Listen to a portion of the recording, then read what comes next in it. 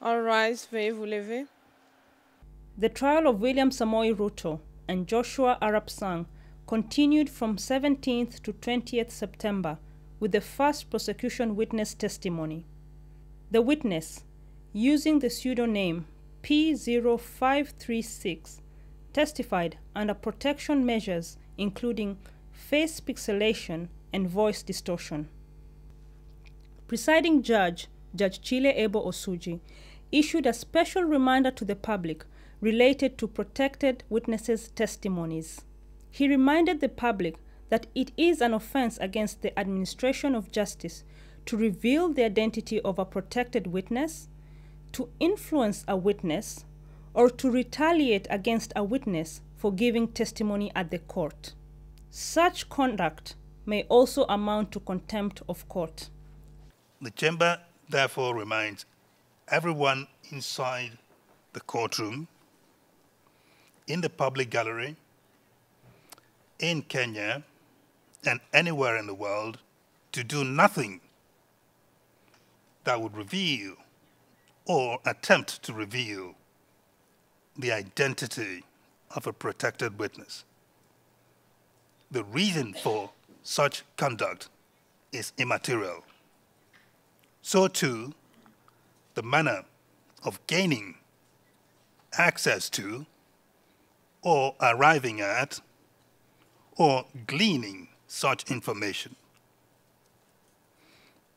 Members of the press, bloggers, social media members or participants, and their web hosts are particularly called upon to desist from doing anything that would reveal or attempt to reveal the identity of protected witnesses, or to engage in secondary dissemination of such wrongful and illegal information.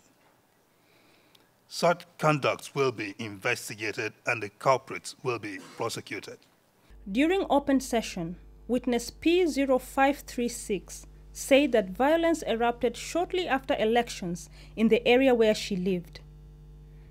Her parents' home in the Kimuri area was burned on 30th December 2007.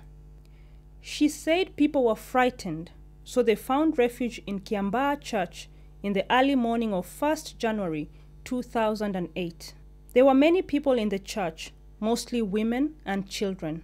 They brought mattresses and covers and were sleeping inside and around the church. She testified that a group of about 1,000 people, whom she recognized as Kalenjin, attacked the church with stones and arrows and then set it on fire. People were trying to leave the church, but all doors were blocked. Well, can you proceed to explain to the court what happened when you exited the church? What did you observe? Nilimuona nilikimbia kule na kule na baadaye. I went here and there. There was an old person who had died, who had been killed at the crossroads.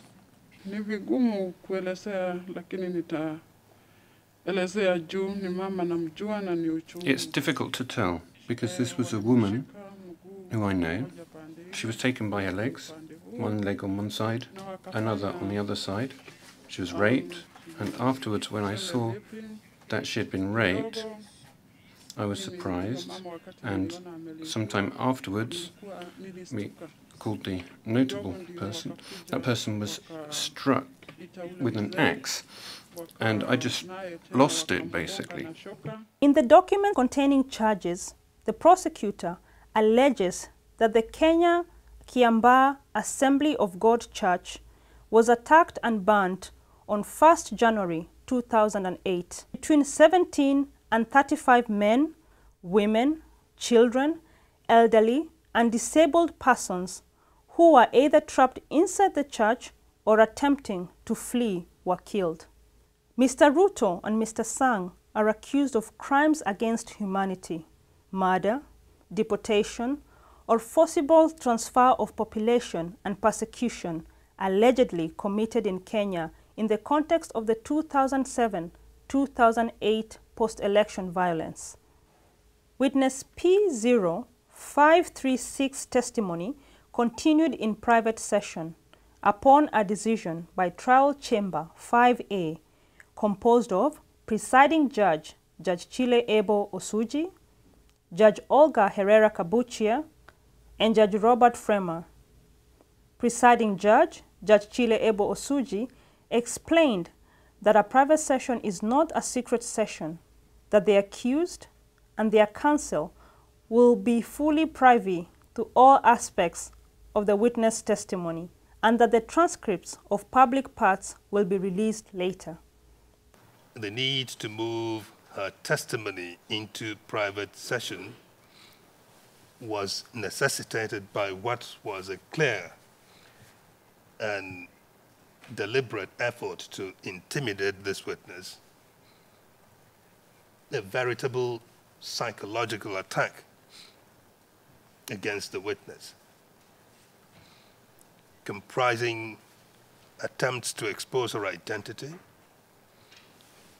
calling her very unkind names, and directing other manner of threatening language towards her. In these circumstances, the chamber felt it necessary to protect the psychological well-being of the witness pursuant to Article 68(1) of the statute.